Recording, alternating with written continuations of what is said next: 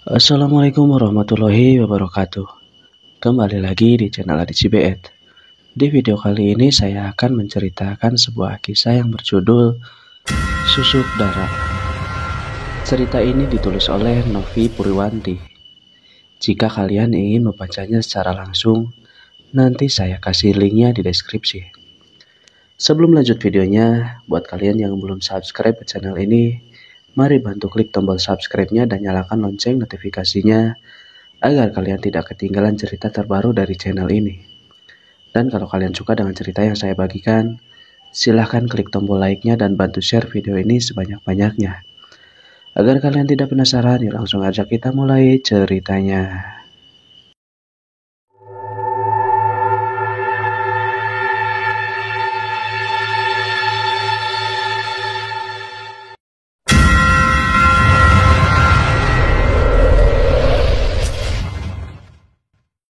Malam ini area pemakaman yang terkenal angker begitu sunyi. Hanya terdengar suara kusir angin yang menikahi rintihan seseorang. Wanita yang memeluk nisan dengan air mata. Tanah yang masih merah basah menjadi saksi bahwa penghuninya baru saja menempati. Bang Sandi, maafkan aku bang. Jangan tinggalkan aku sendiri. Hanya kepiluan yang terucap. Wanita itu adalah aku. Aku terus menangis dan merintih, tak memperdulikan cairan berwarna kuning yang keluar dari sela-sela paha. Cairan laknat yang membuat semua tragedi ini terjadi. Aku Estu Asia akan menceritakan kepada kalian tentang awal mula malapetaka yang menimpa. Estu, sini nduk, bantuin emak ngangkat ayam goreng. Suara emak membuat keasikanku terganggu. Kuletakkan ponsel di atas meja makan dan berjalan malas menuju kompor. Ekor mata melirik jam dinding. Masih pagi pukul 5.30 waktu Indonesia Barat. Harum aroma ayam goreng menguar di udara, membuat perutku yang lapar berdendang gembira. Emak sedang mengulek sambal terasi, menu sarapan yang paling favorit. Ayam goreng penyet sambal terasi. Aku mengangkat ayam goreng dan meniriskannya. Setelah itu, kembali menekuni ponsel. Berbalas chat dengan Kania yang berada di ibu kota. Estu, ikut aku aja kerja di sini. Gampang banget loh cari duit di sini. Kania mulai memanas-manasi. Dia mengirimkan foto tas dan bajunya yang terlihat mewah. Mak belum kasih izin.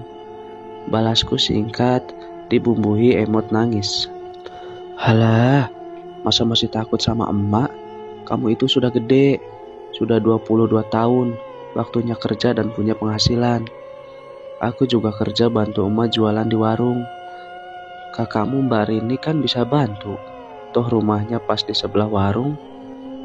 Mbak Rini sibuk sama anaknya yang berumur 4 tahun, mana sempat dia bantuin emak? Ya sudah, kalau kamu butuh kerjaan hubungi aku aja. Wajah kamu itu cantik, pasti gampang cari kerjaan di sini. Kania pun offline. Entah dia kerja apa. Sahabatku itu kalau siang hari tidur dan malam hari mulai bekerja. Kania adalah anak janda miskin di desa ini. Sejak kecil kami sudah bersahabat. Semenjak lulus sekolah, Kania nekat merantau di Jakarta. Dalam waktu singkat hanya 3 tahun saja, Kania bisa membangun rumah ibunya dan membuka warung kelondongan. Dok, makan dulu. HP-nya taruh di sit. Setelah makan, bantu Ma buka warung. Ma menyodorkan sepiring nasi lengkap dengan ayam goreng sambal terasi. Iya, Mak. Aku mulai menyuapkan nasi ke dalam mulut. Mak, aku pengen kerja di Jakarta sama Kania. Boleh kan? Boleh opo di sana. Wong ikut emak jualan aja kamu gak kekurangan apa-apa. Pengen cari pengalaman, Mak. Masa seumur hidup harus terkungkung dalam desa ini? Emak tersenyum. Mbok kira hidup di Jakarta itu gampang. Emak pernah kerja di sana. Susah, Dok. Gak semudah bayangan. Lah, Ma udah ngerasain hidup merantau. Kenapa aku nggak boleh? Aku bersungut-sungut. Mak sayang sama kamu. Kamu itu anak gadis, cantik dan lugu. Pantasnya udah nikah. Itu kayaknya si Udin naksir sama kamu. Males mak, dia hanya guru SMP. Aku carinya cowok yang kaya biar hidup enak. Wele, sejak kapan anak ma jadi matre begini? Sejak orok. Ma tersenyum. Wanita yang bernama Marni Asih itu juga menyuapkan makanan di mulutnya. Aku sangat menyayangi emak, sebab dia adalah perempuan perkasa. Emak membesarkan aku dan Mbak Rini seorang diri, tanpa bantuan sedikit pun dari bapak. Aku tidak mau punya suami seperti bapak, yang kerjanya cuma ngerokok, mabuk dan nongkrong tidak jelas. Ketika bapak meninggal 2 tahun lalu, aku tidak terlalu sedih. Aku justru gembira karena pencuri uang emas sudah musnah dari dunia ini. Apakah aku anak durhaka? Terserah kalian mau sebut apa. Aku lega karena bapak yang suka memukul bila sedang mabuk sudah tidak bisa mengganggu kami lagi selamanya. Emak duluan ke warung ya, kamu nyusul saja begitu selesai makan. Emak segera keluar. Aku meneruskan kegiatan gado ayam goreng. Warung emak berada di dekat pasar. Sebenarnya sudah ada 1 orang yang membantu di sana. Bule Darsi tidur di warung dan mempersiapkan segala sesuatunya. Mulai dari belanja dan memasak. Emak sudah stok bumbu di dalam kulkas. Jadi pekerjaan Bule Darsi tidak terlalu repot. Masakan emak terkenal enak. Warungnya selalu ramai. Aku hanya membantu melayani pembeli dan mencuci piring kotor. Estu, apa kamu lihat Mbak Rini? Suara Paro membuatku terkejut. Mas Riki, sejak awal aku tidak suka dengan suami Mbak Rini ini. Dia mempunyai mata yang membuatku ngeri, seolah ingin menerkam. Aku nggak tahu, Mbak Rini nggak kesini. Jawabku asal. Kalau Mak sudah berangkat. Mas Riki memandangi tubuhku. Ya, kalau di rumah aku memang suka memakai tank top dan celana super pendek. Kamu makan apa? Ini ayam goreng. Monggo kalau Mas Riki mau. Dia duduk di depanku dan mulai mengambil nasi. Mbakmu itu sekarang berubah. Mas Riki berbicara. Dia sudah berbulan-bulan bersikap dingin. Aku diam tak menanggapi. Wajar Mbak Rini judes. Soalnya sudah setahun Mas Riki tidak bekerja. Dipecat dari pabrik, dia gengsi saat ditawari kerja jadi kuli panggul di pasar. Untuk makan sehari-hari, mereka tinggal ambil di warung. Mas setiap hari memberi uang jajan kepada anak Mbak Rini. Maaf Mas, aku gak mau berkomentar tentang rumah tanggamu. Sebaiknya selesaikan sendiri. Aku sudah selesai makan dan berdiri menuju wastafel untuk mencuci piring. Mbakmu juga gak kasih aku jatah malam. Mas Riki berkata memelas. Dek. Aku merasa tidak nyaman dengan ini semua. Sepertinya Mas Riki sekarang sedang menatapku dari belakang. Bulu-bulu halus di tubuhku meremang. Setelah makan sebaiknya Mas Riki segera pergi. Aku mau bersiap ke warung. Tidak jadi mencuci piring, aku hanya menggeletakkan piring di wastafel. Kemudian melangkah menuju kamar. Aku takut berada dalam satu ruangan dengan kakak iparku itu. Saat hendak menutup pintu, Mas Riki sudah berdiri di depanku. Tangannya yang besar menghalangi pintu. Estu, kamu cantik. Mas Riki menyentakkan pintu, membuatku terjatuh ke lantai kamar. Dia menutup daun pintu dan menguncinya. Seringai terlihat dari bibirnya yang kehitaman. Aku seolah bisa melihat liur menetes dari bibirnya yang terselip sebatang rokok. Asap putih mengepul, membuat ruangan berukuran 3x3 meter itu pengap. Mas, keluar kamu. Ingin aku berteriak lantang, tapi yang keluar hanyalah cicitan kecil. Mas Riki mendekat sambil menghisap rokoknya. Kemudian dia meniupkan asap itu ke wajahku. Asap beraroma anyir dan wangi masuk ke dalam lubang hidung dan mengirimkan sinyal ke otak. Ah, kasihan sekali Mas Riki. Mbak Rini jahat, tidak memberinya kehangatan. Aku akan menggantikan Mbak Rini. Di depanku Mas Riki tersenyum. Wajahnya tiba-tiba terlihat menyenangkan. Aku tidak sabar merengkuhnya dalam pelukan. Estu, kamu cantik. Lebih cantik daripada Rini. Mulai sekarang kamu akan jadi milikku. Lagi Mas Riki meniupkan asap padaku. Pada tiupan kedua, hasrat dalam diriku tak bisa dibendung. Tanpa diminta, aku segera melemparkan diri ke arah Mas Riki. Mas Riki menyeringai saat aku tubruk padanya. Dia segera membantingku di atas ranjang dan melucuti pakaian yang menempel. Setelah itu, aku tidak ingat apa yang terjadi, sebab kurasakan dingin dan gelap menyelimuti. Seolah aku bermimpi, tapi mimpi yang sangat mengerikan. Serigala hitam berliur mencabik-cabik tubuhku. Aku berteriak minta tolong, tetapi tidak ada yang membantu. Serigala itu menjilat setiap tetes darah yang keluar dari permukaan kulit, lalu melolong kesenangan. Lolongan itu bersaut-sautan dengan serigala lainnya yang berada di kejauhan. Aku tersentak ketika wajah serigala berubah menjadi rupa Mas Riki yang menggerung kesenangan. Aku hanya bisa menatap kepergian kakak ipar yang telanjang itu keluar kamar. Tubuhku sakit, kepalaku pening. Lelaki biadab itu telah merenggut kesucianku di dalam kamarku. Anehnya, aku tidak ingat berbuat apa, bahkan air mata tak keluar. Dalam kepedihan, kupaksa diri berjalan kamar mandi, membersihkan sisa-sisa dari tubuh Mas Riki, lalu berpakaian kaos dan celana jeans. Setelah itu, aku ke warung seolah tidak pernah terjadi apa-apa. Saat Mbak Rini dan Mas Riki datang untuk makan siang, aku hanya merasa sesuatu yang tidak nyaman, tapi tak bisa kuungkapkan. Sejak itulah, setiap pagi setelah emak ke warung, Mas Riki selalu hadir menghangatkanku, hingga aku mulai terbiasa dengan asap rokok yang anyir wangi, hingga aku ketagihan dengan serigala hitam yang melelehkan darah. Mbak Rini, Mas Riki pergi kemana? Aku bertanya kepada Mbak Rini saat baru turun dari atas motor metik. Kebetulan Mbak Rini sedang ngomong anaknya di halaman warung. Oh, kamu tahu Mas Riki pergi? Mbak Rini bertanya menelisik. Kemarin kan cerita waktu makan di warung. Oh iya ya. Mbak Rini menggelepek kepalanya. Mas Riki mau temui guru spiritualnya. Dia mau cari kerja di kota. Ya, semacam minta doa begitu.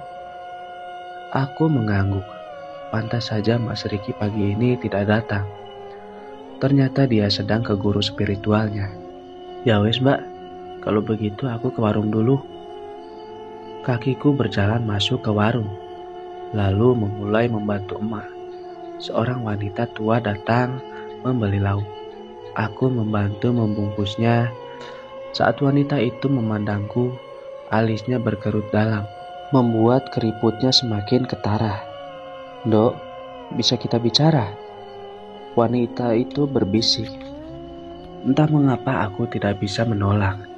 Kami keluar dari warung dan berbicara di tempat dia parkir sepeda ontel. Inggih mbah, wonten nopo? Tanyaku sopan. Dok, kamu terkena guna-guna. Katanya spontan kepadaku. Guna-guna dari mana mbah? Aku merasa baik-baik saja. Nanti siang datanglah ke sini. Mbah itu menyebutkan sebuah alamat. Oh iya, aku Mbah Murti. Aku akan bantu kamu menghilangkan guna-guna. Itu pun kalau kamu percaya. Setelah berkata begitu, Mbah Murti pergi naik sepedanya. Aku hanya menatapnya dengan heran. Guna-guna? Zaman gini masih ada guna-guna? Aneh sekali. Dok, Bicara apa kamu sama Mbah Murti? Emak bertanya saat aku masuk ke dalam warung. Nggak ada, Mak. Dia hanya ingin aku datang ke rumahnya. Apa Mak kenal? Ya kenal, Dok. Mbah Murti itu orang pintar dari desa sebelah yang sudah terkenal. Dia yang dulu bantu emak cari hari baik buka warung. Setelah itu, warung emak selalu laris. Gak nyangka Mbah Murti mau beli di sini. Dia jarang keluar rumah. Biasanya anaknya yang belanja. Kamu ke rumahnya ya, Dok? Bawakan sembako buat Mbah Murti. Iya, Mak. Siang itu aku ke rumah Mbah Murti dengan membawa sembako dan buah semangka. Motorku penuh dengan oleh-oleh untuknya. Akhirnya aku tiba di rumah sederhana bercat hijau muda. Seorang perempuan yang garis wajahnya mirip Mbah Murti mempersilahkan masuk. Dia membawa oleh-oleh ke dalam rumah. Mbah Murti sudah duduk di balai kayu yang terletak di sudut ruangan. Aku mendekat dan mengambil tempat di sebelahnya. Kamu datang, Doestu? Sapanya sembari terkekeh. Sampaikan terima kasihku pada mamu ya. Aku melongo. Ternyata Mbah Murti memang orang pintar. Buktinya dia tahu bahwa emak yang menyuruhku datang. Enggak, Mbah. Mumpung di sini, tolong jelaskan apa maksud guna-guna itu. Kamu yang paling mengerti, Dok. Kamu juga sudah tahu siapa yang kirim guna-guna. Aku berpikir sebentar. Mas Riki, Mbah. Kamu merasa perbuatanmu itu salah apa betul? Aku yakin Mbah Murti sudah tahu tentang perselingkuhanku dengan Mas Riki. Biasa saja, Mbah. Kamu menikmatinya.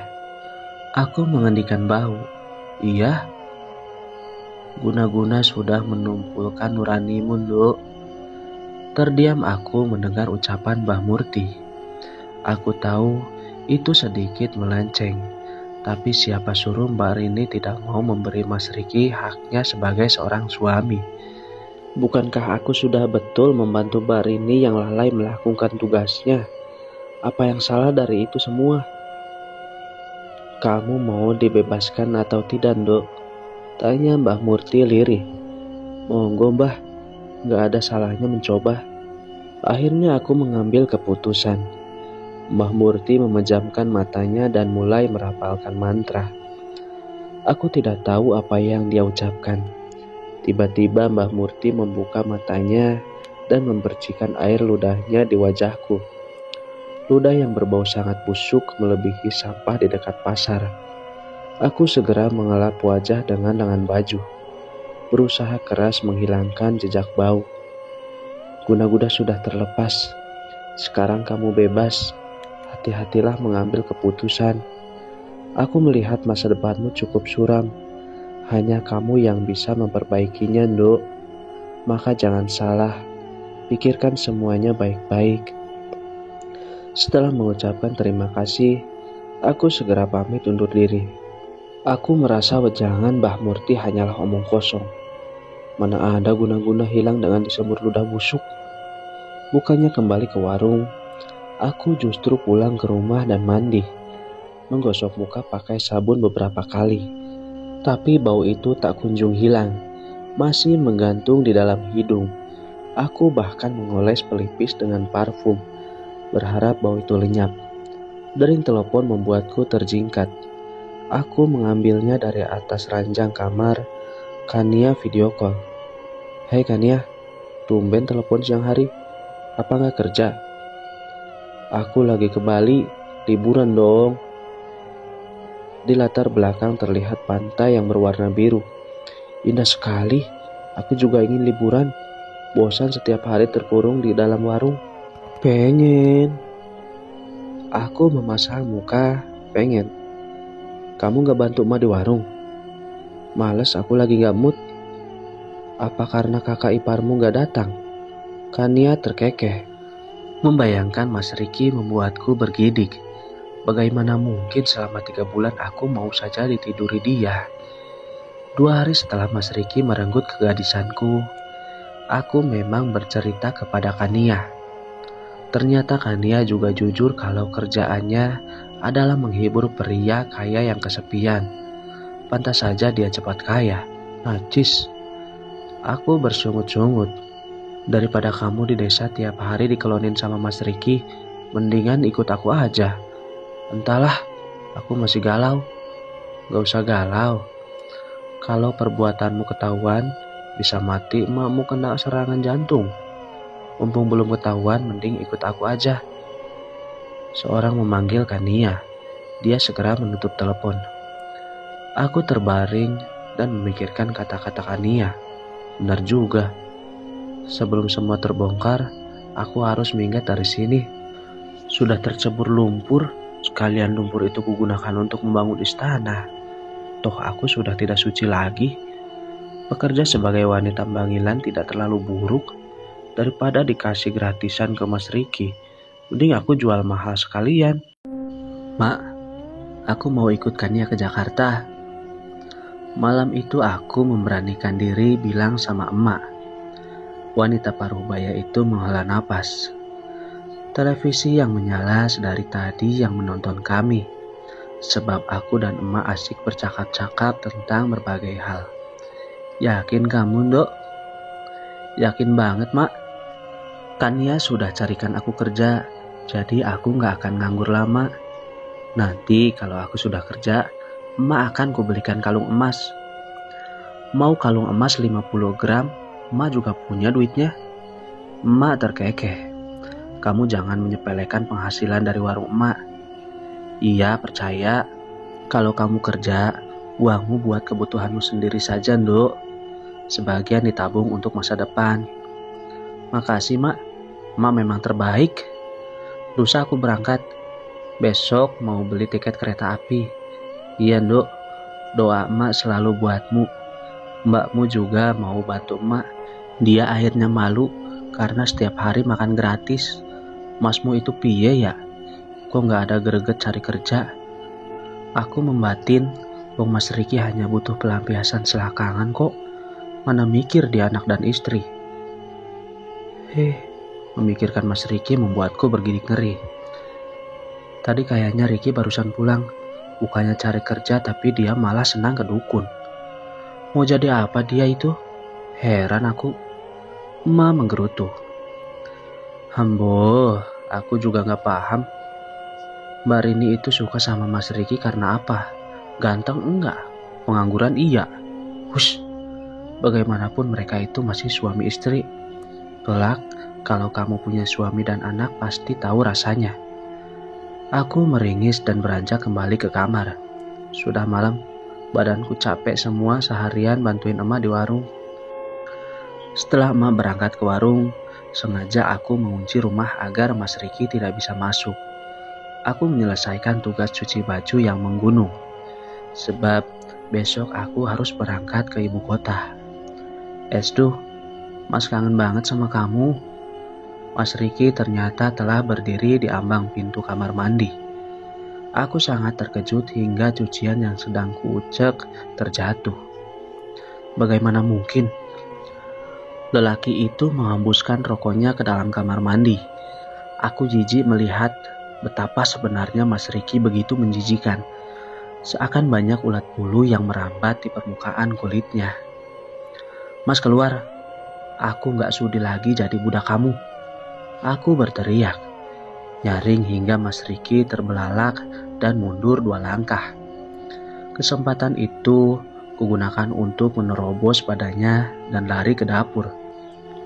Estu, kenapa ini gak berfungsi? Mas Riki seperti berbicara pada dirinya sendiri. Sini sayang, mendekat padaku seperti biasanya. Kamu lelaki laknat, guna-gunamu itu gak mempan lagi sama aku. Sebaiknya Mas Riki pergi sebelum aku melakukan hal yang akan kau sesali. Aku melotot ke arahnya. Pantas saja aku kayak orang bego saat kamu gauli. Ternyata kamu pakai guna-guna. Bagus, bagus sekali.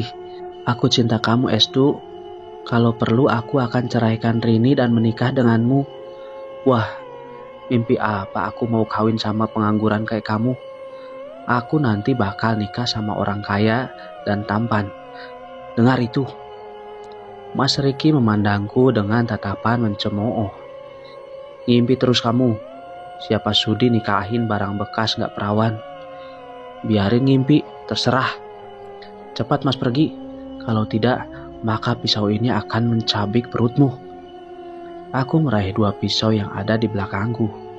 Pisau potong ayam dan pisau sayur. Rupanya kedua benda tajam itu membuat nyali Mas Riki menciut. Kau, dasar cewek jalang. Kamu lelaki laknat. Kalau enggak memandang emak dan Mbak Rini, sudah kubunuh kau sekarang, Mas Riki. Dia melotot pada aku. Kau kira aku akan takut? Toh aku enggak bakalan rugi apa-apa kalau memusnahkan kamu dari dunia ini. Pada hitungan ketiga, Mas Riki akhirnya keluar dari rumahku setelah menginjak rokoknya di lantai dapur. Oh, kurang ajar sekali. Awas kamu, tidak akan kuberikan kamu lolos begitu saja, Riki. Aku memutuskan untuk pergi ke rumah Mbah Murti. Aku harus melakukan sesuatu terkait Mas Riki dengan keberlangsungan hidup di Jakarta. Mbah Murti sepertinya cocok untuk membantu. Segera aku geber motor metik dan menemui wanita yang memakai kebaya lusuh dan bermulut putih itu. Sudah ambil keputusan, Dok? Tanya Mbah Murti sebari terkekeh, menunjukkan giginya yang ompong.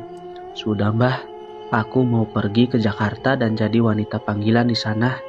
Bisakah Mbah menolongku? Mbah Murti tidak terkejut dengan keputusanku. Wanita panggilan biasanya pakai susuk di tempat tertentu. Kamu bisa mencobanya, aku akan membantu memasangnya. Buat apa susuk, Mbah? Sama seperti dengan biar laris. Kalau begitu aku mau, Mbah. Tapi aku belum punya uang untuk membayar susuknya. Kembali Mbah Murti terkekeh. Kalau masalah itu gampang, kamu bisa membayarnya kalau sudah kaya. Kalau begitu, aku mau pasang susuk biar jadi perawan terus, Mbah. Katanya orang-orang hidung belang itu suka dengan rasa perawan. Pintar kamu, Dok. Sepertinya kamu akan sukses di dunia selangkangan ini. Apa yang harus aku lakukan, Mbah? Tidak ada. Kamu hanya harus membuka paha dan selesai. Ayo ikut aku. Mbah Murti melangkah ke dalam kamarnya. Bau apek dan anyir segera menyerbu indera penciumanku. Berbaringlah di sana. Dia menunjuk ranjang. Aku akan memasukkan emas ini di kemaluanmu. Tahan rasa sakit sebentar ya. Setelah itu kamu akan menjadi perawan selamanya. Aku membaringkan diri di atas ranjang kapuk. Mbah Murti mengambil sesuatu dari dalam lemarinya. Sebuah kotak kecil berwarna hitam. Dia membuka tutupnya dan menunjukkan sebuah logam berwarna kuning berbentuk seperti jarum. Wah, apa itu yang akan dimasukkan ke kemaluanku? Sakit nggak ya? Mbah, panjang banget jarumnya. Takut? Kalau nggak mau ya sudah. Mbah Murti berbalik badan. Mau Mbah mau, tapi pelan-pelan ya. Tenang saja. Aku sudah banyak membantu wanita memasang susuk. Lepas celanamu. Dengan canggung, aku pun melepas celana. Mbah Murti menatapku tanpa ekspresi. Dia segera menunduk di sela-sela kakiku dan mulai melakukan sesuatu di bawah sana. Aku memejamkan mata, bersiap merasakan sakit yang luar biasa. Sudah, Mbah Murti menepuk lututku. Loh, sudah? Cuma terasa kesemutan saja. Aku tertunduk dan buru-buru mengintip area kewanitaan. Masih sama dan tidak ada yang berubah. Aku hanya merasa lebih bertenaga dan sensual. Cepat pakai celanamu dan temui aku di depan. Aku segera memakai celana dan ke ruang tamu. Mbah Murti duduk di atas balai kayunya. Susuku tidak ada pantangan apapun. Hanya saja itu akan terlepas dengan sendirinya saat kamu melakukan hubungan intim bersama suami sah. Ingat, saat itu terjadi, maka itu adalah akhir dari segalanya. Mbah Murti menyeringai. Baik Mbah, jadi saat aku nikah resmi, susuk aku akan keluar. Oke lah Mbah, aku masih lama menikahnya. Mau cari uang dulu. Berapa bayar susuk ini? Terserah kamu, Nduk, sebanyak-banyaknya. Kemudian aku berpamitan pada Mbah Murti. Dalam hati, aku berjanji akan memberi separuh dari penghasilanku pada bulan pertama. Sepertinya itu cukup. Aku melaju menaiki motor, tak memedulikan rasa kesemutan dan bau busuk yang masih bercokol. Hingga keesokan harinya naik kereta api. Rasa itu masih betah berada di dalam sana. Tak pernah kusangka kalau hal sepele memasang susuk akan membuatku sangat menyesal.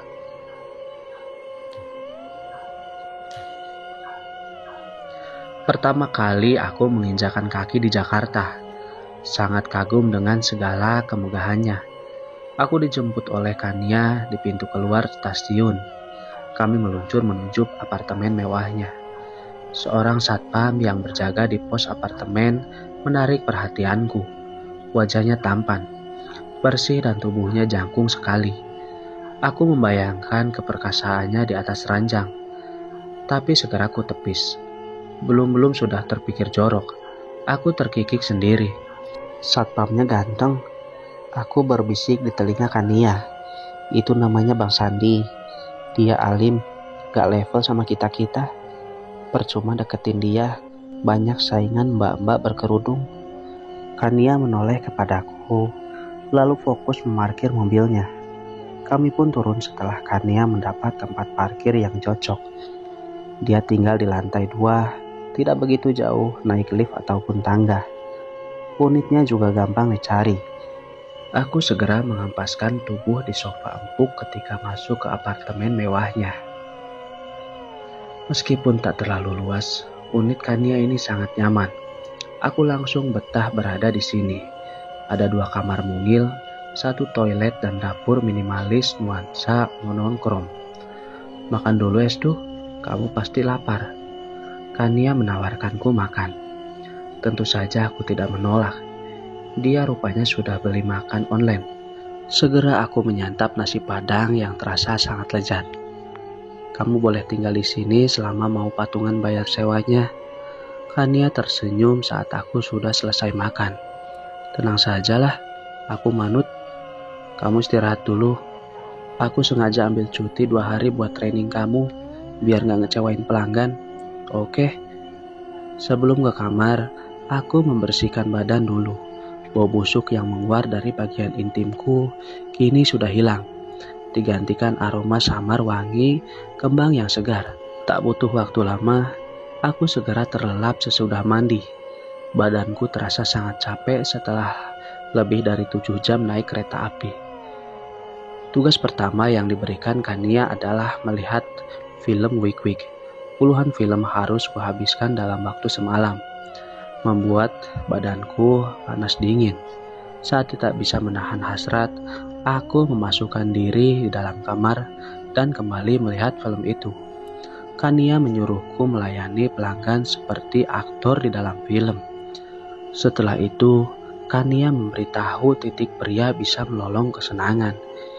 Dia juga memberitahu apa yang harus dilakukan apabila ada pelanggan yang rewel. Dalam bisnis ini adalah menjual kesenangan. Puas atau tidak, penjajah cinta harus menunjukkan ekspresi yang terbaik ketika bersama pelanggan. Itu sudah rahasia bersama. Selama 2 hari, aku dibimbing Kania untuk menjadi wanita panggilan profesional. Dia mengajakku ke salon untuk merawat tubuh dan menata rambut. Kania mengajariku make up berbagai gaya. Kania juga membelikan aku busana kerja yang wow sekali. Rupanya Kania sudah menjadi bos. Dia mempunyai puluhan anak buah. Aku belum dimasukkan ke dalam WAG binaannya. Tunggu mendapat pelanggan pertama. Penghasilanmu akan kupotong 60% sampai modalmu lunas. Kania mengingatkan lagi saat kami bersiap istirahat malam. Besok kamu akan melayani pelanggan pertama. Sengaja aku carikan bos perusahaan ekspedisi ternama. Dia terkenal gak pelit dan tampangnya lumayan ganteng. Aku akan antar kamu untuk kali ini. Dia booking selama 3 jam. Ucapnya lagi menutup pembicaraan. Aku sudah tidak sabar lagi. praktek ilmu yang sudah dijajalkan selama 2 hari dalam otakku. Bang Sandi, minimarket di mana? Pagi ini aku mendadak ingin makan snack kentang. Persediaannya sudah habis. Terpaksa aku turun dari apartemen dan menanyakan letak minimarket pada Bang Sandi. Sekalian PDKT, siapa tahu beruntung. Penghuni baru ya? Mbak jalan saja lurus 100 meter di sana. Bang Sandi menunjuk ke arah kiri jalan. Iya, aku penghuni unit 20, baru merantau di Jakarta bang. Mau cari kerja di sini. Semoga cepat dapat kerjaan. Sudah dapat bang. Aku meninggalkan Bang Sandi dan berjalan menuju minimarket. Aku mengambil banyak cemilan. Saat kembali, ku beri 2 bungkus kepada Bang Sandi. Ini buat abang. Wah, dapat rezeki abang Solih. Makasih mbak. Jarang-jarang penghuni unit peduli sama satpam. Bang Sandi tersenyum menunjukkan gigi putihnya yang berbaris rapi. Kalau gitu aku akan sering berbagi cemilan sama abang. Jangan khawatir. Kami berbagi senyum sebentar. Aku lalu kembali ke unit Kania untuk santai sebentar sambil persiapan. Memakai lulur dan masker agar tubuhku wangi. Malam harinya, sekitar pukul 9, Kania mengantar aku ke sebuah hotel. Dia menyuruhku langsung masuk ke dalam kamar nomor 170 dan menyerahkan kunci cadangan yang diminta dari resepsionis. Kania menunggu di kafe hotel. Jantungku berdebar ketika naik lift dan mencari kamar dengan nomor itu. Tak berapa lama, aku sudah menemukannya. Tanganku agak gemetar saat membuka pintu dengan kartu. Suara klik menandakan pintu sudah terbuka. Permisi, aku Clarissa. Ya, nama samaranku adalah Clarissa. Sementara nama samaran Kania adalah Shirley. Masuk. Suara laki-laki membuat tegukan jantungku semakin menggila. Aku menutup pintu dan masuk dengan langkah penuh percaya diri. Bayunkan pinggul seperti yang diajarkan Kania. Di atas ranjang, duduk pria paruh baya yang berkulit putih. Dia sudah memakai piyama. Aku mau ke toilet sebentar, ujarku pelan menggoda. Toilet yang berada di dekat pintu masuk menjadi tujuan. Di dalam aku menyemprotkan parfum dan pengharum mulut setelah membersihkan area kewanitaan. Setelah itu, aku mengganti dress selutut dengan lingerie warna merah menyala. Urai rambut panjang sepunggung yang baru saja dikeramas sebelum ke hotel. Ketika keluar, pria itu sudah menunggu dengan gelas anggur di tangan. Dia duduk di kursi depan kaca super besar. Maaf, Anda adalah klien pertama saya. Aku mendekat kepadanya. Pria itu tersenyum. Gak apa-apa. Shirley sudah menceritakan kepadaku. Kemari Clarissa, aku akan membawamu melayang tinggi. Dia menepuk paha, menyuruhku duduk di atasnya. Kemudian aku melakukan pekerjaanku. Pria itu terlihat sangat puas dengan servisku. Hingga 3 jam kemudian, aku keluar dari kamar itu dan menemui Kania di kafe. Kania langsung memeluk. Entah apa maksudnya. Dia menunjukkan rekening e-banking miliknya.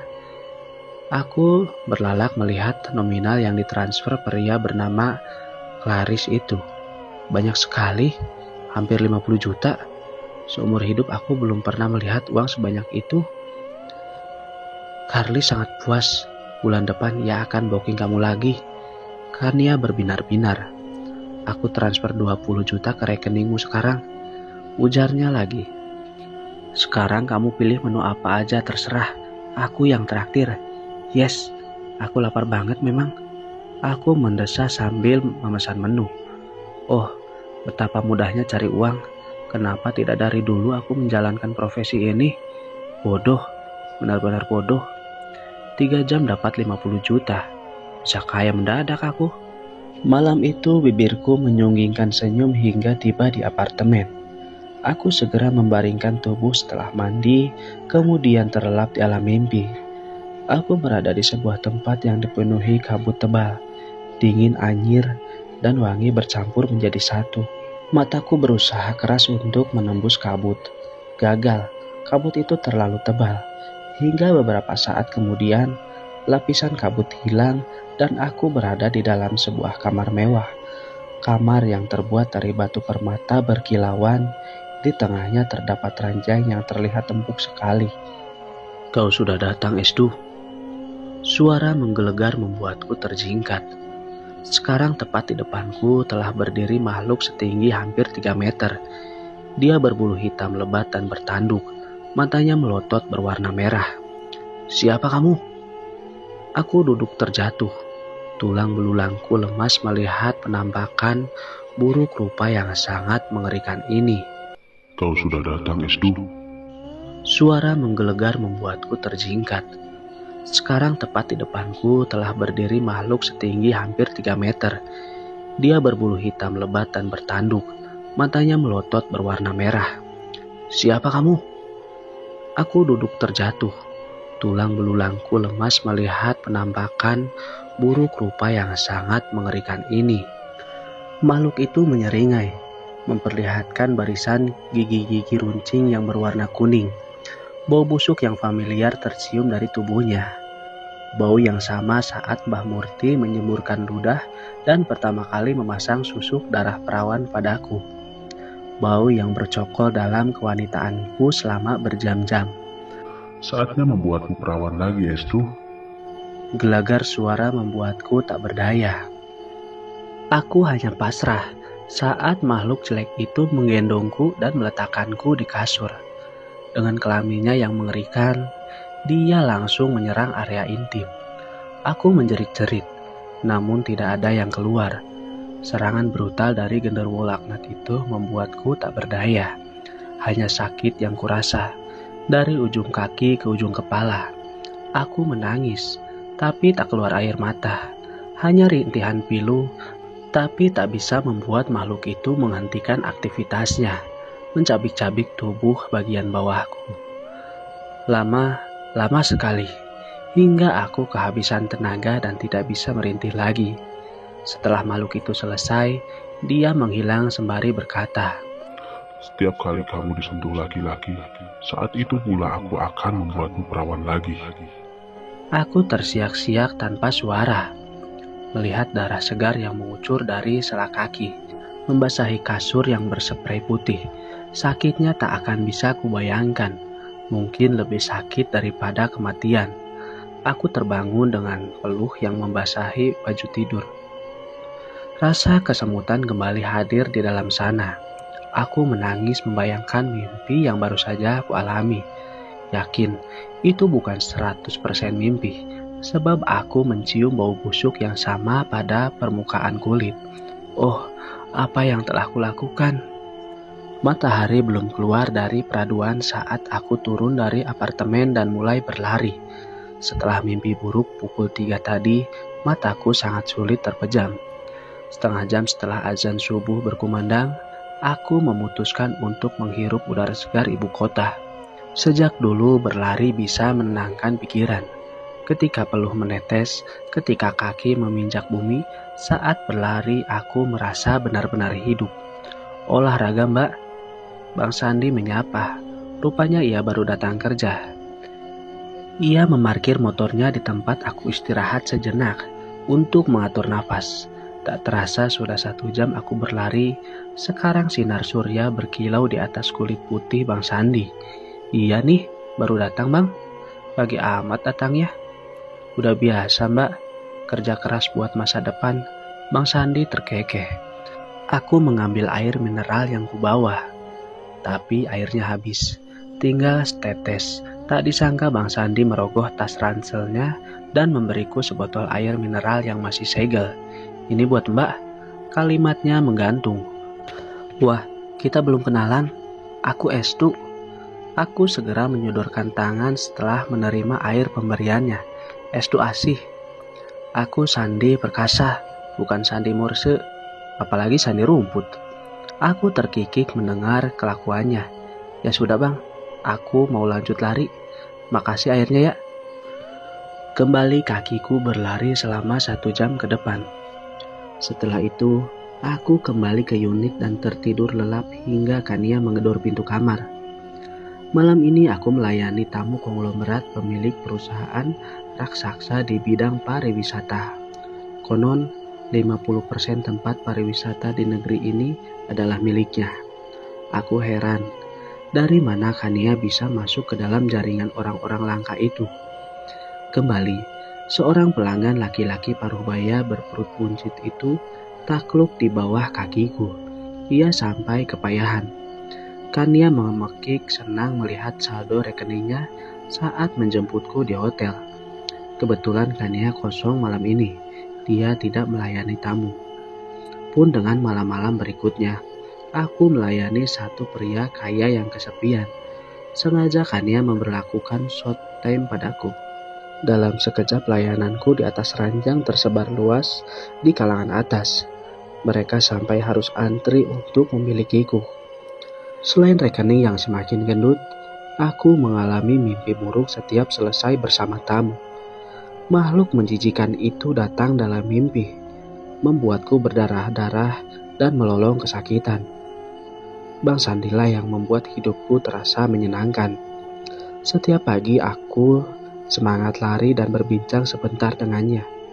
Kami ngobrol sesuatu yang remeh seperti rasa kuaci terbaru, snack kadaluarsa sampai kejadian pemadaman listrik yang sekarang kerap terjadi. Kami bahkan sudah tukar nomor ponsel.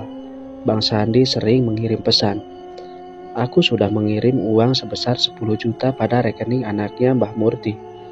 Tidak mungkin aku kembali ke desa. Sementara pelanggan sudah antri mengular.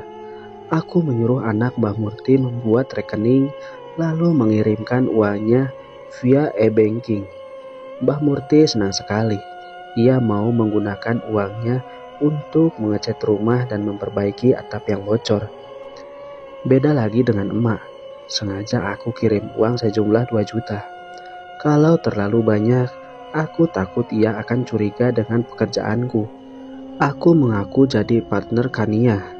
Wanita itu mengaku kerja di salon. Aku pun berbohong dan mengatakan hal yang sama kepada emak. Malam ini aku sedang bersiap-siap di depan meja rias. Sekarang aku sudah mahir memulas diri sehingga terlihat lebih cantik. Kania datang dan duduk di ranjang. Kamu naik taksi online aja ya Estu? Aku gak bisa jadi sopirmu lagi sebab aku mau keluar kota selama 1 minggu diajak pelanggan. Nanti orderan aku kabarkan lewat pesan. Aku menoleh kepadanya. Boleh, gak apa-apa.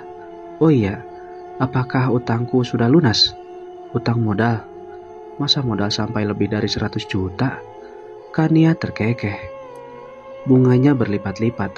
Tega kamu? Ya sudah, mulai hari ini aku potong 30% ya. Sisanya buat kamu. Kania, aku pengen libur 3 hari aja. Gak apa-apa. Kamu atur aja waktunya ya. Alis Kania terangkat. Kenapa? Bukannya tambah senang rekening semakin gendut? Senang tapi ngeri. Aku memang belum menceritakan tentang susuk darah perawan kepada Kania. Ada hubungannya dengan susuk yang kupakai. Kania sepertinya tertarik. Ia berdiri di belakangku. Susuk? Kamu pakai susuk? Aku mengangguk. Iya, susuk perawan. Jadi setiap kali melayani pelanggan, aku akan kembali menjadi perawan. Setidaknya itu yang dikatakan pelanggan. Pantesan, tahu nggak? Bahkan tarifku nggak ada separuhmu loh. Aku mau dong pasang susuk itu. Aku cuma pasang susuk di bibir, biar gampang komunikasi. Berat kan ya? Kamu nggak akan sanggup. Kenapa? Aku mendesah. Sebab setiap kali aku melayani pelanggan, sosok Wowo berkelamin raksasa akan menggauli dan mengembalikan rasa perawanku. Walau dalam mimpi, sakitnya luar biasa. Astaga, ngeri banget. Kania terbelalak. Pantesan kok aku sering dengar kamu merintih saat tidur. Makanya, beri aku cuti 3 hari dalam seminggu. Kania tampak berpikir sebentar. Ya nggak apa-apa. Lagian tarifmu paling banyak. Libur 3 hari juga masih banyak. Oke lah, kalau begitu layani 3 orang lagi selama 3 hari ke depan. Setelah itu kamu boleh libur. Asik, aku mau pulang ke desa, kangen emak, 3 hari cukuplah. Terserah, udah sana segera berangkat? Siap bos. Bang, aku mau pulang kampung selama 3 hari, kamu jangan kangen ya. Pagi ini kembali aku berbincang dengan Bang Sandi. Bakalan kangen aku Estu.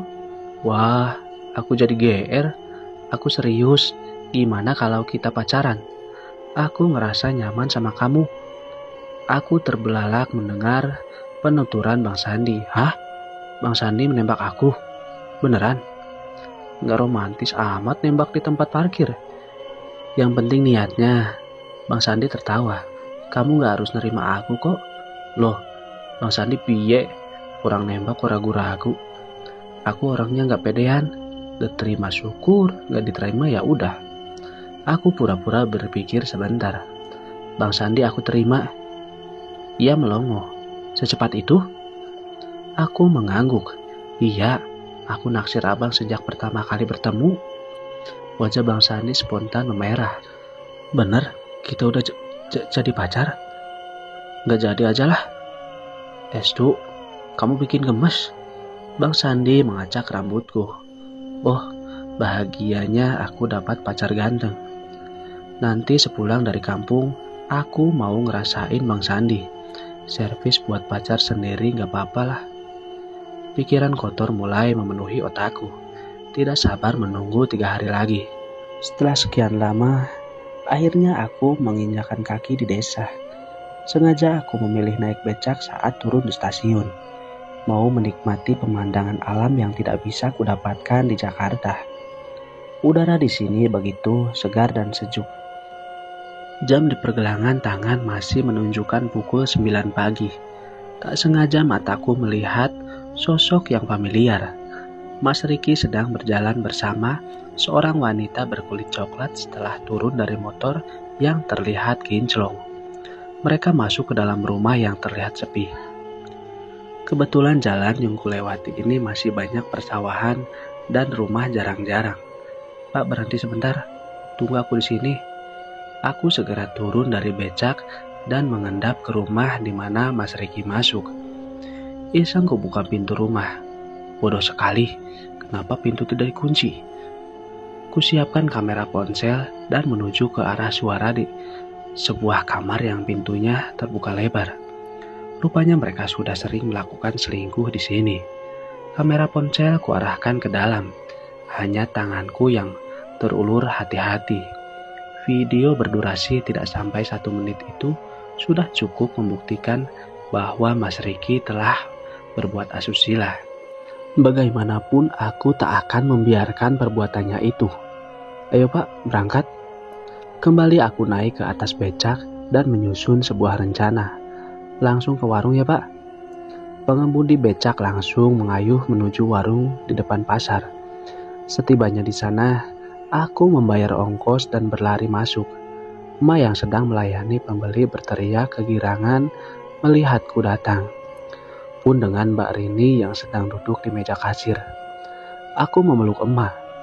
Tak peduli tubuhnya sudah bau keringat.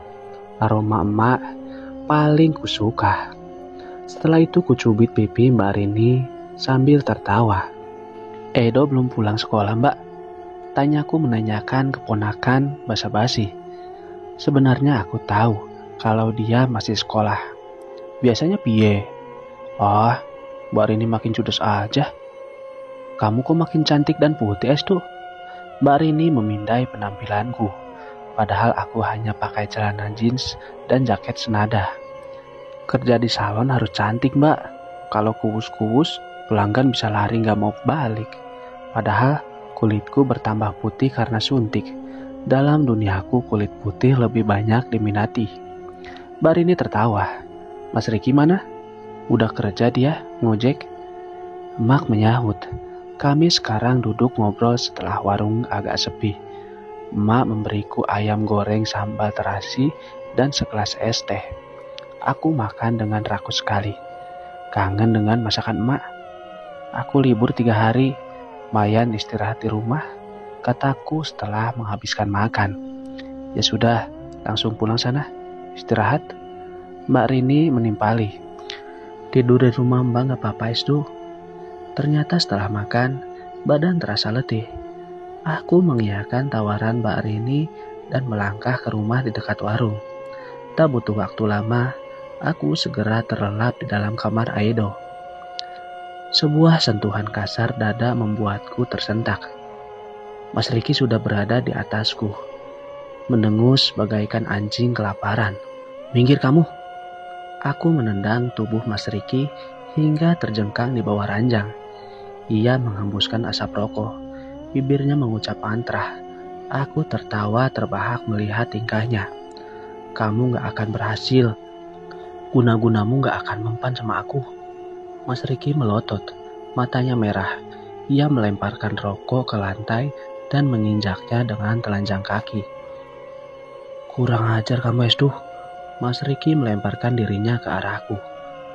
Aku sudah waspada. Kuarahkan tendangan ke selangkangannya sekeras mungkin. Kembali Mas Riki jatuh berdebum. Kali ini ia memegang kemaluannya dengan wajah meringis kesakitan. Mas Riki, Estu, apa yang terjadi?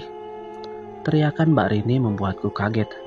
Mbak Rini berdiri di ambang pintu melihat kami berdua bergantian. Mas Riki mau memperkosaku, Mbak. Ucapku membuat Mbak Rini semakin tersentak. Tidak mungkin. Mas Riki gak mungkin melakukan itu. Palingan kamu yang gatal duluan, Estu. Mbak Rini mendekati suaminya.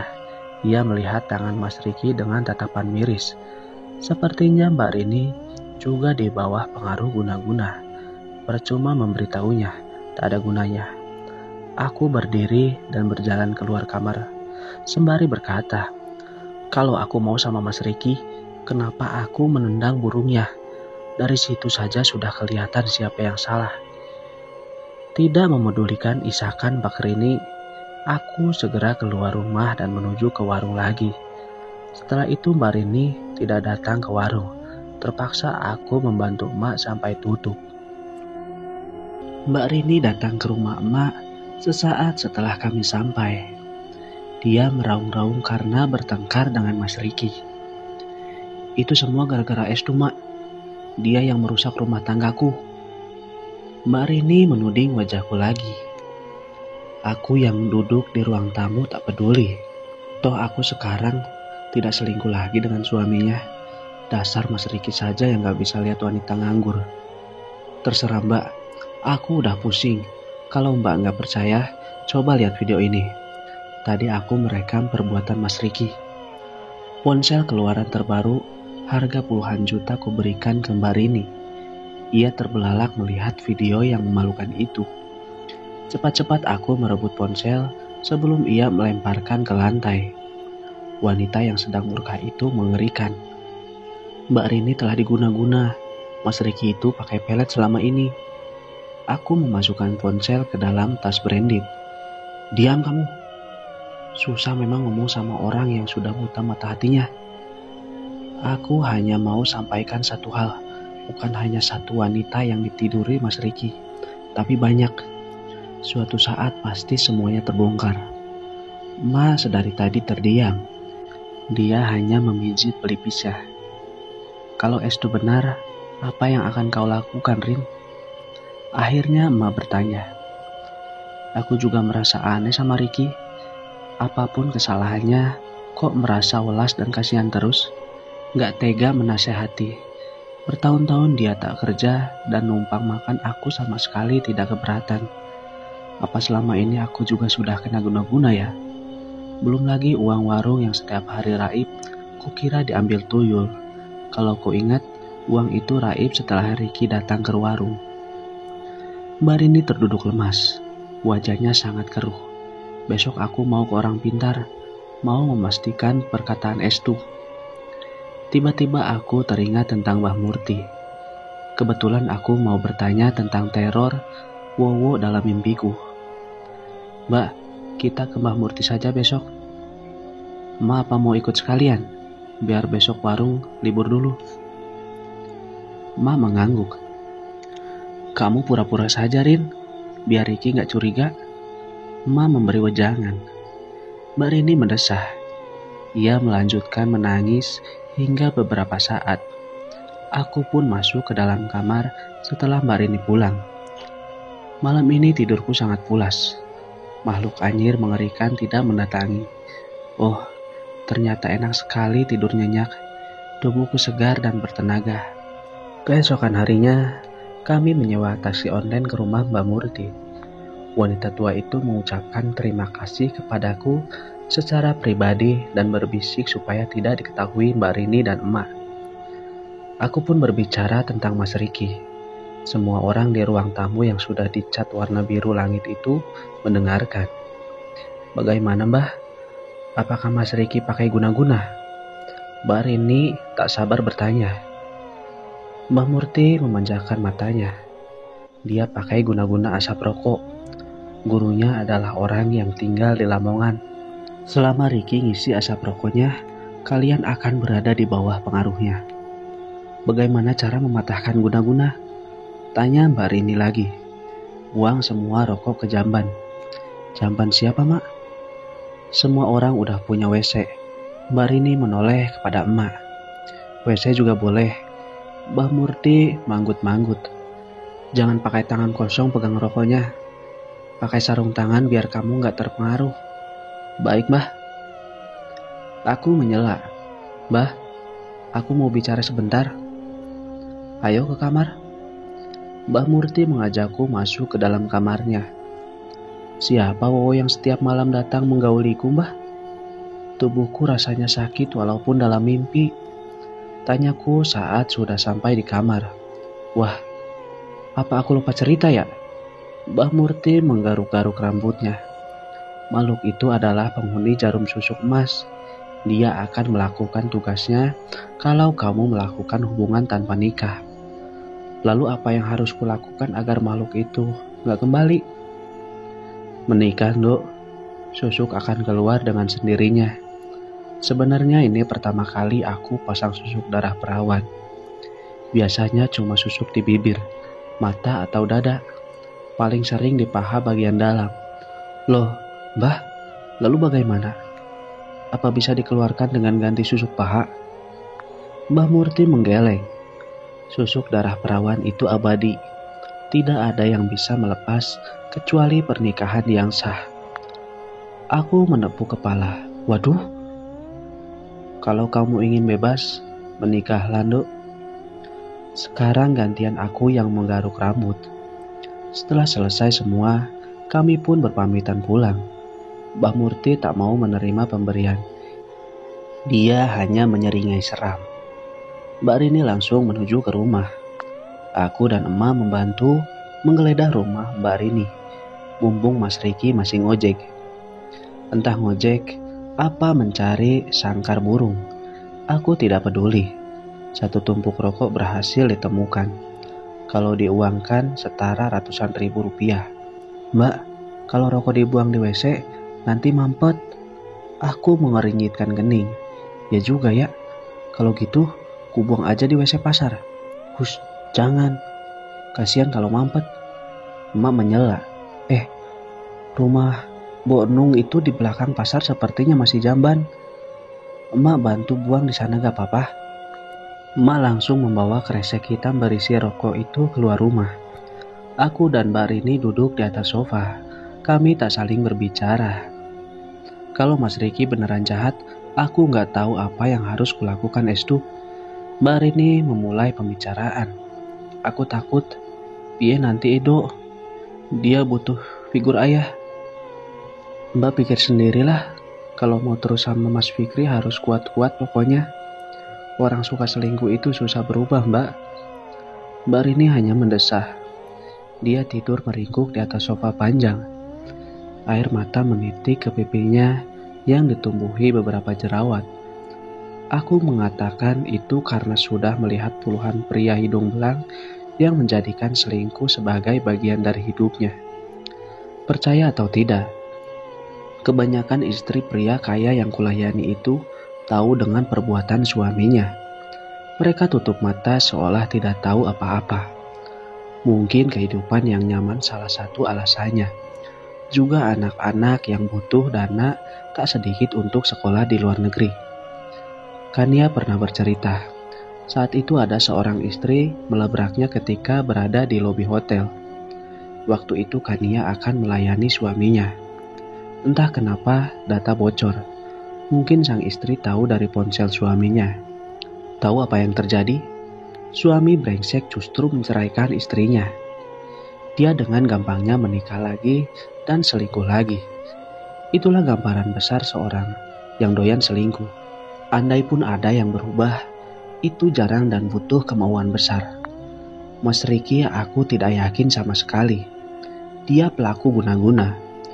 Mas Riki bersekutu dengan iblis untuk memuluskan keinginannya. Susah untuk sadar. Sama seperti aku yang saat ini sedang menikmati gelimang harta. Mungkin aku akan tobat, tapi nanti saja. Menunggu dosa segunung sekalian. Bukankah guru ngaji berkata bahwa Tuhan Maha Pengampun? Kalau begitu tobatnya kapan-kapan, kalau sudah kaya raya, ya kan? Kata-kata Mbah Murti terus terngiang. Kalau aku mau terbebas maka harus menikah. Mengapa harus menikah? Lalu, aku menikah sama siapa? Pacaran sama Bang Sandi juga baru seumur jagung. Kalau begini aku harus lebih hati-hati agar tidak ketahuan Bang Sandi terkait tentang pekerjaanku. Supaya dia mau menikahiku. Ya, aku harus bermain cantik. Bang Sandi itu calon suami idaman. Sudah ganteng, kerjaannya juga tidak memalukan. Jadi satpam apartemen mewah itu sebuah kebanggaan loh. Tidak mudah bisa kerja di sini. Harus melalui tes seperti tentara. Bang Sandi pernah menceritakan proses pendidikan satpam yang pernah ia jalani. Aku keluar kamar. Malam ini suasana tampak lenggang. Emak sepertinya sudah tidur. Kulirik jam dinding baru pukul 11 malam. Jam segini biasanya aku masih bersama pelanggan di dalam kamar hotel mewah. Perutku mendadak keroncongan. Membayangkan makan mie telur membuat liurku terbit. Lampu dapur kunyalakan, segera kuletakkan panci berisi air di atas kompor dan memasukkan 2 cabai rawit. Entah angin dari mana yang membuat api di atas kompor mobat mabit.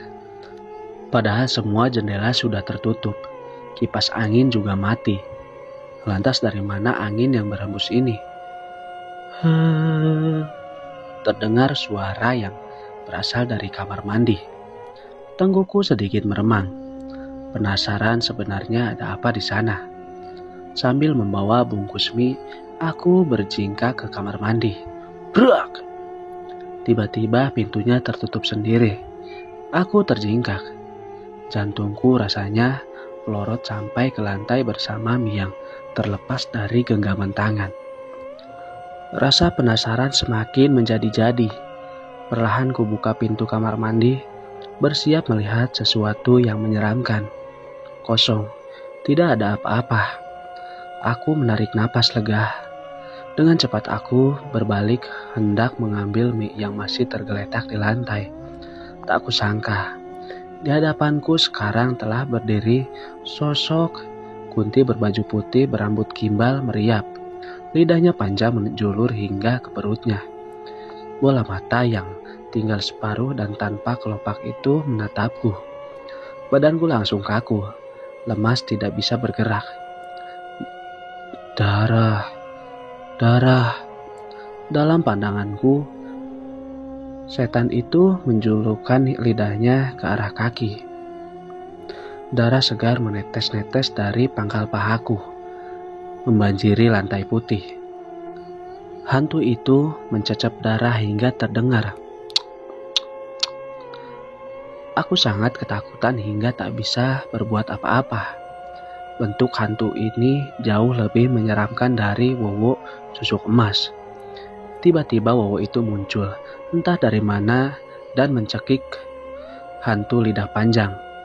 "Dok, kamu sedang apa berdiri di situ?" Suara emak membuatku terkejut. Kulihat sekeliling. Darah dan Mbak Kun dan Wowo itu sudah lenyap. Apa aku hanya berhalusinasi? Aku mengucuk mata. Mau buat mie mah, tapi mie-nya jatuh. Itu airnya sudah mendidih. Sini membantu, kamu duduk saja. Emak memungut mie yang tergeletak di lantai. Kemudian ia merebuskannya untukku. Keesokan harinya, saat aku bersiap hendak berangkat ke stasiun, Mbak Rini datang bersama suaminya. Mas Riki terlihat murka, sementara Mbak Rini menangis sesanggukan. Aku keluar dari kamar dan melihat keributan yang terjadi di ruang tamu. Itu dia biang keroknya. Mas Riki menderap ke arahku dan mencengkram kaos yang kupakai. Lepas. Aku menendang lagi kemaluannya dengan lutut. Mas Riki merosot ke lantai dan memegang kemaluannya. Dia tidak kapok-kapok, sudah ku sliding tempo hari, bisa dibilang dia itu bodoh, mengganggu sikat tidur. Rasakan. Aku tidak selemah itu. Mbak Rini menjerit melihat suaminya terbungkuk-bungkuk. Aku berlari ke dapur dan mengambil sapu buat jaga-jaga. Tadinya mau ambil pisau, tapi nanti emak khawatir. Mas Riki, apa yang kau lakukan? Tega sekali kamu padaku, Mas. Mbak Rini melolong sambil memegang dadanya. Emak merangkuh Mbak Rini dalam pelukan. Rini, aku minta maaf. Aku kapok, gak akan melakukan hal itu lagi. Pergi kamu dari hidupku, Mas. Aku gak... Alah, siap boy. Pergi kamu dari hidupku, Mas.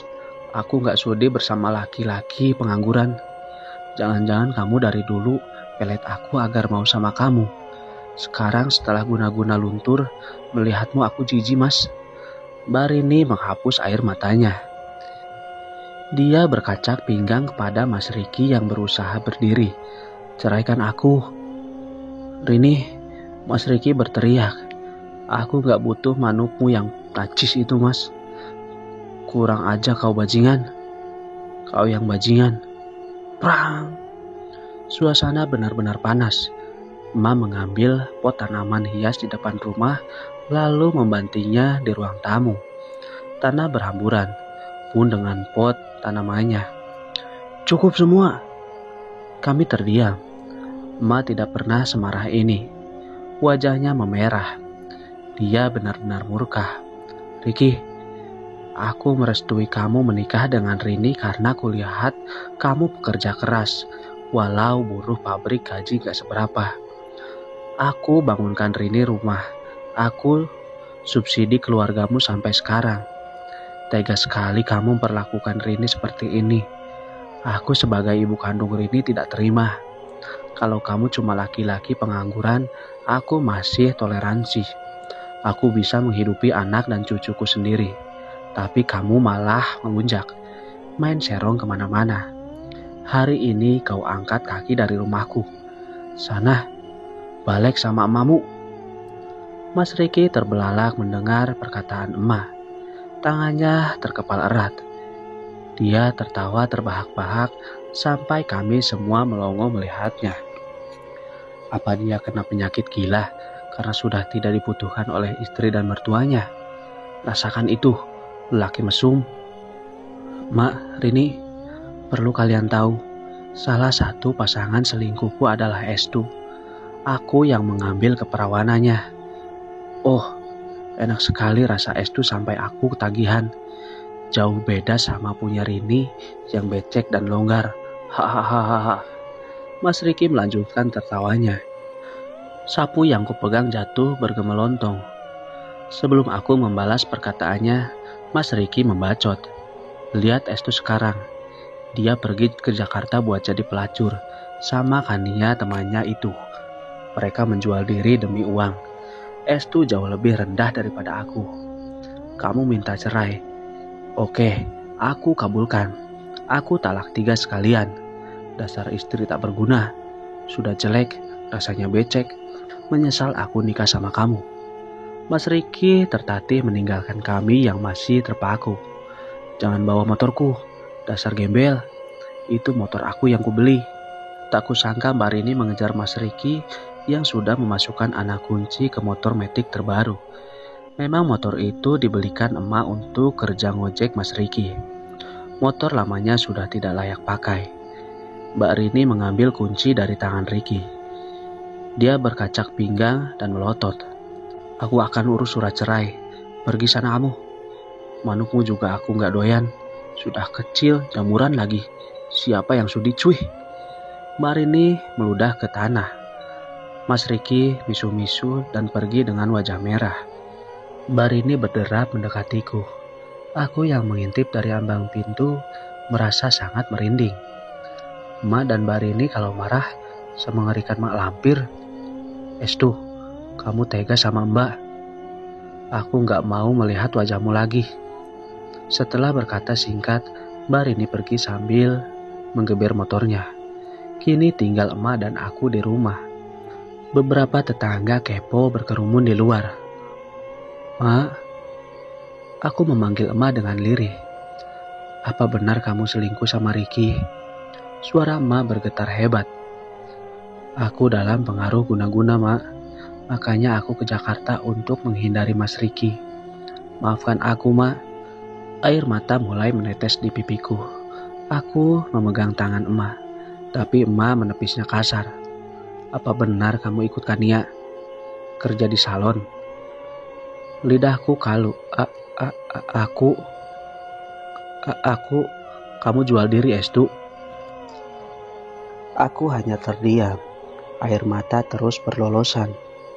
Aku menghapusnya, tapi keluar lagi dan lagi. Pergi kamu. Kamu bukan anak Ma lagi.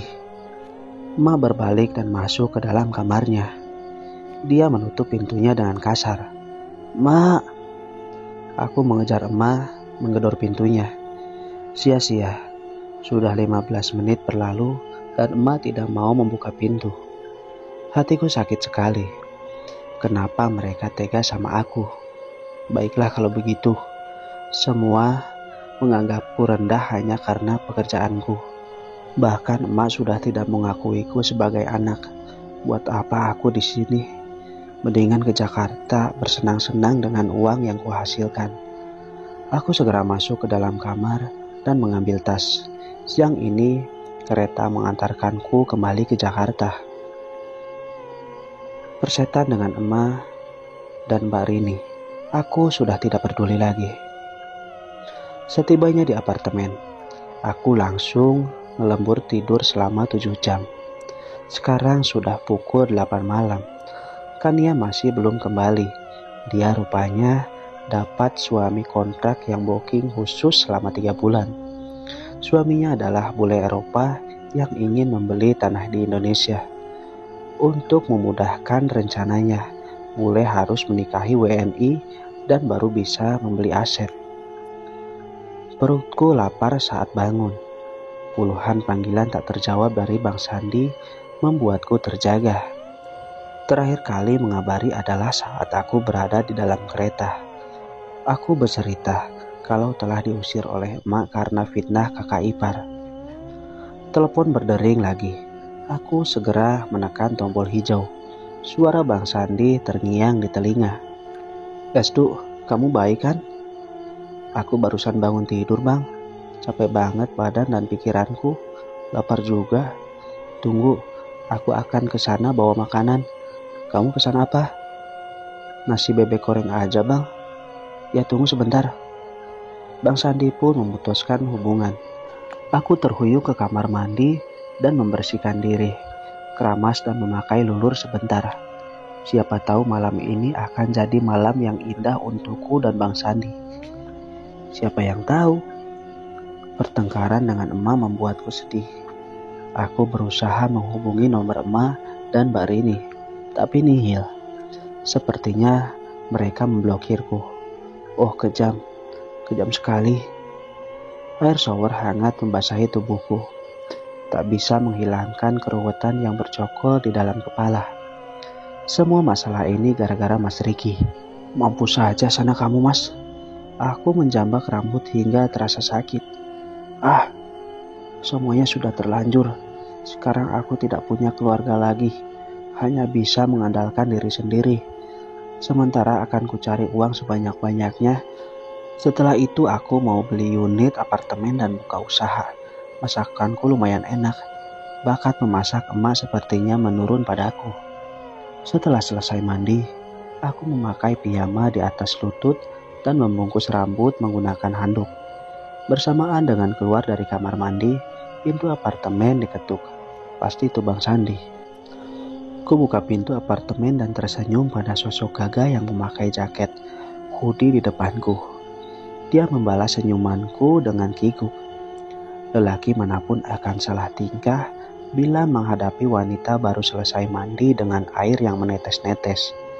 Aku yakin jantung Bang Sandi saat ini sedang berdegup kencang. Masuk Bang. Aku mempersilahkan Bang Sandi masuk. Kresek yang mengeluarkan aroma harum masakan menggelitik indera penciumanku. Apakah malam ini aku harus memiliki Bang Sandi? Wajahnya yang memerah terlihat menggemaskan. Aku yakin jantung Bang Sandi saat ini sedang berdegup kencang. Masuk Bang. Aku mempersilahkan Bang Sandi masuk. Kresek yang mengeluarkan aroma harum masakan menggelitik indera penciumanku. Apakah malam ini aku harus memiliki Bang Sandi? Wajahnya yang memerah terlihat menggemaskan. Bang Sandi duduk di sofa dengan gestur tubuh kikuk. Aku sengaja duduk di depannya. Tidak baik juga wanita terlalu nempel. Nanti lelaki ilfil. Mereka itu makhluk superior dan pemburu alami. Sebaiknya aku bersikap jinak-jinak merpati. Mana makananku Bang? Lapar banget. Aku membuka percakapan. Ini es tuh, habiskan ya, mumpung masih hangat. Bang Sandi menyodorkan bungkusan kresek padaku. Bebek goreng yang menggoda selera telah terpampang di atas meja. Aku memakannya dengan lahap. Bang Sandi hanya memandangku dengan senyuman yang mempesona. Bang, aku harus gimana? Sekarang aku gak punya keluarga lagi. Aku bercerita setelah perut kenyang. Oh iya, makasih bebek gorengnya ya, enak banget. Aku akan menjagamu Estu. Mataku berbinar mendengar Bang Sandi. Beneran Bang, aku cari jodoh, jadi serius sama kamu. Tapi kita belum lama kenal Bang, kalau aku bohong gimana? Bang Sandi terkekeh. Aku percaya kamu jujur Estu, kamu gadis baik. Kasihan sekali telah difitnah kakak ipar. Makanya Bang, aku cari kerja di sini biar nggak ketemu sama kakak ipar brengsek itu. Orang tua pasti memaafkan kesalahan anaknya, cepat atau lambat. Makasih Bang, Abang dewasa banget. Ya kan aku udah berusia hampir 30 tahun, udah tua. Bang Sandi menjawil ujung hidungku, mengirimkan gelombang yang aneh di bawah sana. Sepertinya Bang Sandi juga merasakan hal serupa. Dia menatapku lekat. 1 detik kemudian, Bang Sandi telah merangkuh rahangku dalam rangkuhan jemari besarnya. Dia mencium dengan lembut hingga aku mabuk kepayang. Saat ciuman semakin menggila, Bang Sandi melepaskannya. Maaf Estu, aku harus pergi sekarang. Besok sepulang kerja aku akan membawamu ke suatu tempat. Bang Sandi pergi dari apartemen tanpa bisa kucegah. Wah, apa maksudnya? Di tengah permainan dia melarikan diri. Aku tersenyum geli. Itu menandakan bahwa Bang Sandi adalah orang yang baik. Tidak seperti hidung belang di luar sana. Sore harinya, Bang Sandi mengajakku ke rumahnya. Aku dikenalkan kepada kedua orang tua Bang Sandi. Mereka sepertinya senang dan cocok denganku. Ayah Bang Sandi justru memberi isyarat agar kami segera menikah. Bang Sandi bahagia mendengarnya. Dia bilang akan segera menemui orang tuaku untuk melamar. Kehidupan berjalan seperti biasanya. Selama 4 hari dalam seminggu, aku melayani para orang kaya. Setelah itu, Wowo akan melakukan tugasnya mengembalikan darah perawanku. Rekeningku kian gendut, dan aku sudah bisa mengambil 1 unit apartemen di lantai 1. Tak terasa 5 bulan berlalu. Bang Sandi masih baik seperti dahulu. Bedanya sekarang setiap beberapa hari sekali, Bang Sandi akan minta jatah.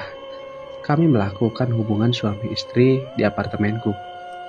Akhirnya Bang Sandi kalah oleh keadaan. Dia tidak tahan melihatku selalu berpakaian seksi ketika berada di dalam unit. Hingga suatu malam setelah kami bercinta, Bang Sandi bilang akan pergi ke desa untuk berkenalan dengan emak. Aku menggunakan kesempatan ini untuk memperbaiki hubungan. Sekarang kami ada di sini, dalam rumah emak. Sikap emak masih dingin. Dia hanya berkata sepatah dua patah kata. Bu, saya ingin melamar Estu Asih. Bang Sandi mengatakan apa maksud dan tujuannya. Kalau kamu serius sama Estu, saya minta jangan biarkan dia bekerja. Biarlah Estu jadi ibu rumah tangga saja. Emak berkata masih dengan nada dingin. Estu, apa kamu sanggup? Aku mengangguk. Iya mak, aku sanggup. Aku akan berhenti bekerja. Tak kusangka emak segera memelukku. Dia menumpahkan air mata di bahuku. Mulailah hidup baru, Nduk. Belum terlambat untukmu, bisik emak. Iya mak, maafkan aku. Hari itu aku berbaikan lagi dengan emak. Aku tidur di kamar emak, sementara Bang Sandi tidur di kamarku. Emak berbicara banyak hal. Mas Riki dan Mbak Rini sudah bercerai. Sekarang Mbak Rini mengelola warung sendiri di depan rumah. Dia sudah menikah lagi dengan duda juragan sembako. Mas Riki kabarnya minggat dari desa karena digeruduk oleh wanita yang pernah dipermainkannya. Ada yang bilang bahwa Mas Riki sekarang menjadi pengemis. Kedua kakinya remuk terlindas pick up. Aku merasa puas sekali dengan akhir hidup binatang yang bernama Riki itu. Biar tahu rasa dia. Emak mengabarkan bahwa Mbah Murti meninggal karena terpanggang api di dalam rumahnya. Sekarang hanya tinggal anak perempuannya yang berkeliaran di pasar, dengan cekikikan yang selalu mengisi bibirnya. Sekarang saatnya aku memulai hidup baru bersama Bang Sandi. Toh aku sudah punya segalanya. Aku dan Kania akan memulai usaha salon bersama. 3 bulan kemudian, aku menikah dengan Bang Sandi. Orang tua Bang Sandi datang ke desa. Pesta pernikahan digelar. Para tamu yang datang banyak sekali. Sebagian besar adalah teman emak. Aku sudah berhenti menjadi wanita panggilan, tepat 1 minggu sebelum menikah. Kania memberi ucapan selamat dan dia berkata bahwa ikut berbahagia dengan pernikahanku. Setelah tamu pulang, aku masuk ke dalam kamar pengantin. Baru saja Bang Sandi ke toilet, mungkin dia grogi. Aku berbaring di atas ranjang pengantin.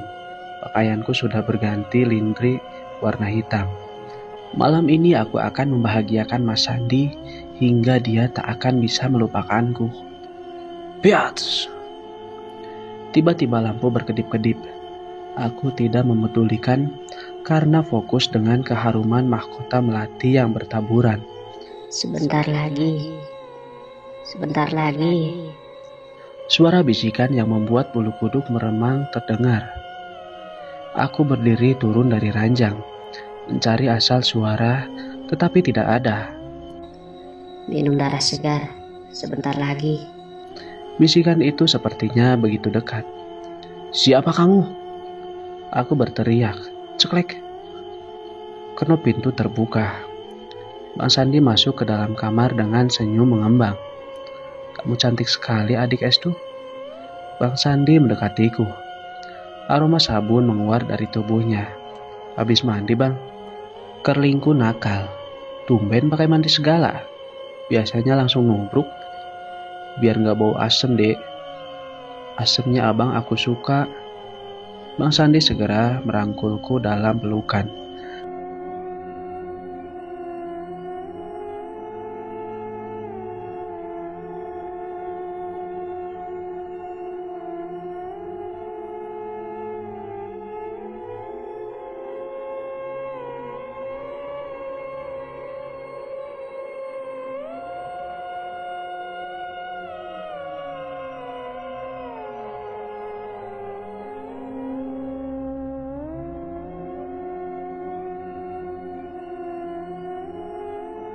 Wowo yang biasanya menggagahiku di atas ranjang empuk istananya, kini melemparkan aku di kubangan air berbau sangat busuk itu. Ikatan kita sudah putus. Aku tak bisa lagi melindungimu. Krrrr. Wowo itu menggerang lalu melayang pergi, meninggalkan aku di dalam kubangan. Aku mencoba berdiri namun gagal. Tangan-tangan hitam keluar dari dalam air, mencabik-cabik tubuhku menjadi serpihan daging. Darah dan dagingku membuat kubangan hitam itu menjadi merah. Ah! Aku berteriak sekuat tenaga. Dik, bangun, ada apa? Bang Sandi menguncang tubuhku. Aku segera memeluk dadanya yang bidang.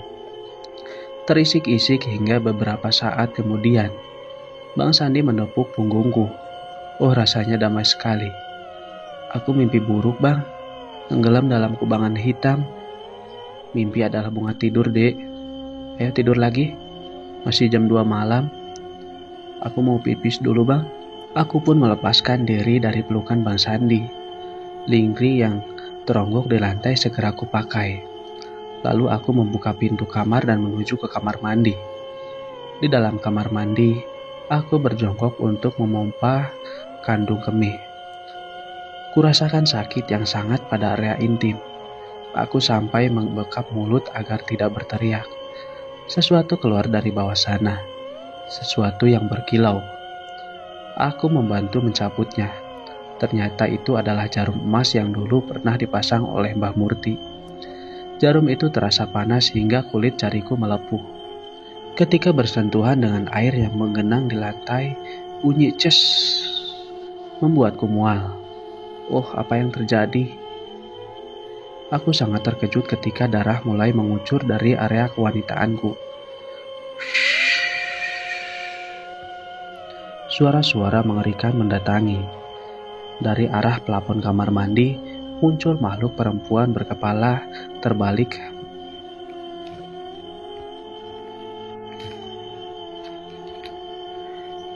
Muncul makhluk perempuan berkepala terbalik berlidah panjang merayap di tembok. Mereka mendekatiku dan menjulurkan lidahnya tepat di kemaluanku. Darah. Darah. Darah. 1 detik berikutnya, aku merasakan sakit luar biasa dan ambruk di kamar mandi. Ketika membuka mata, aku sudah berada di kamar.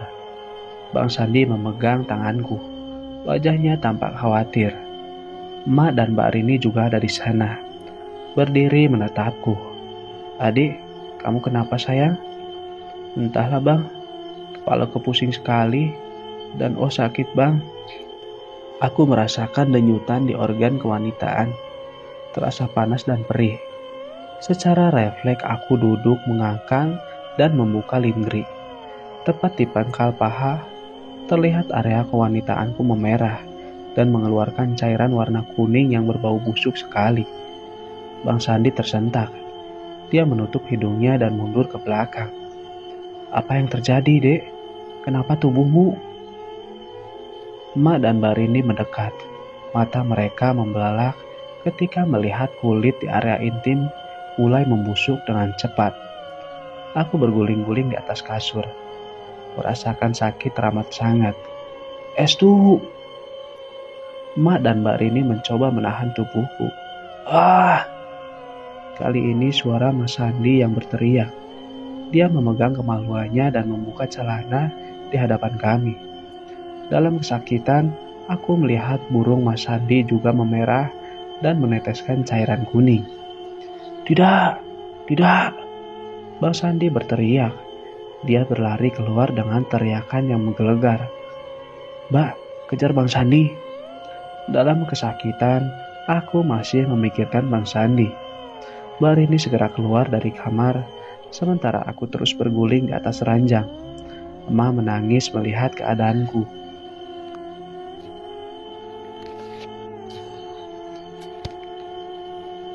Emak menangis melihat keadaanku. Dia memelukku dengan erat.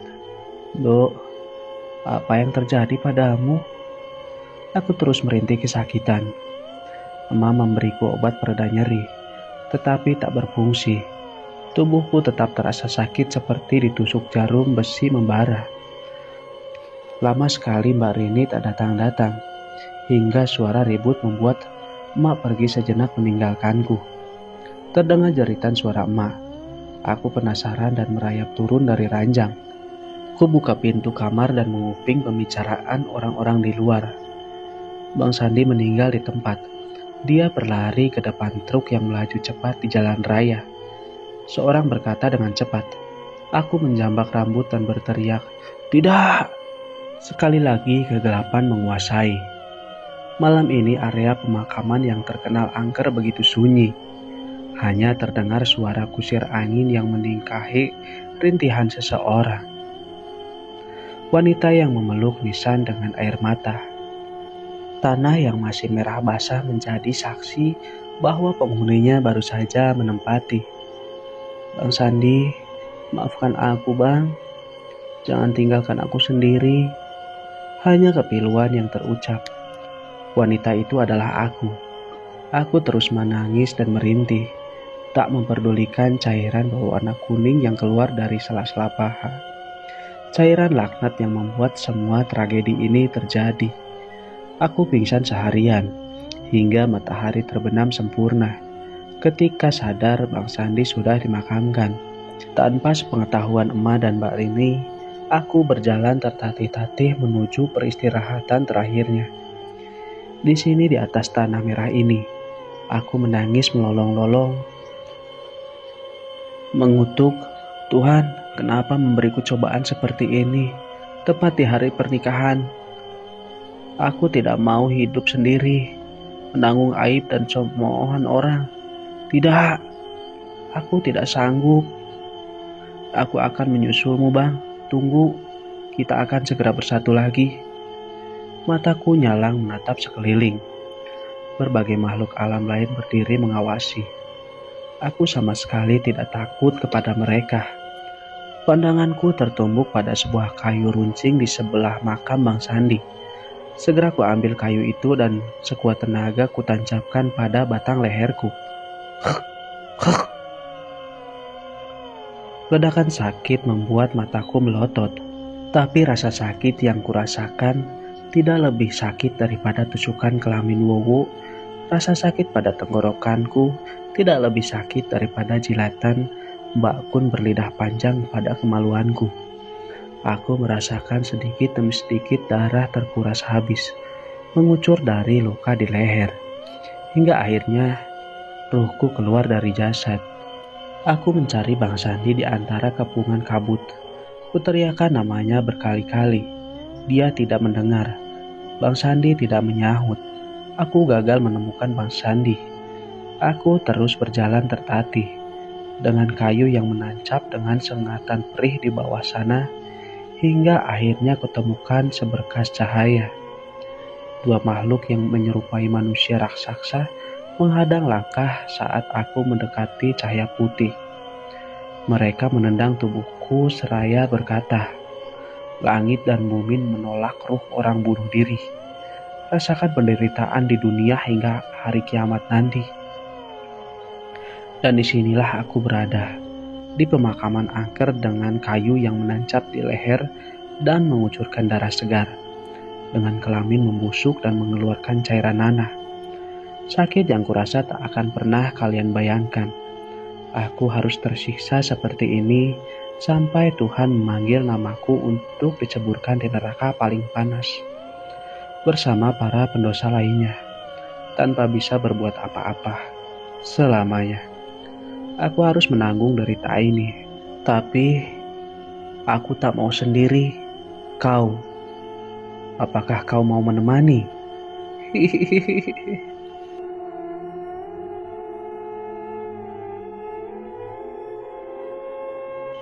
Akhirnya cerita selesai sampai di sini.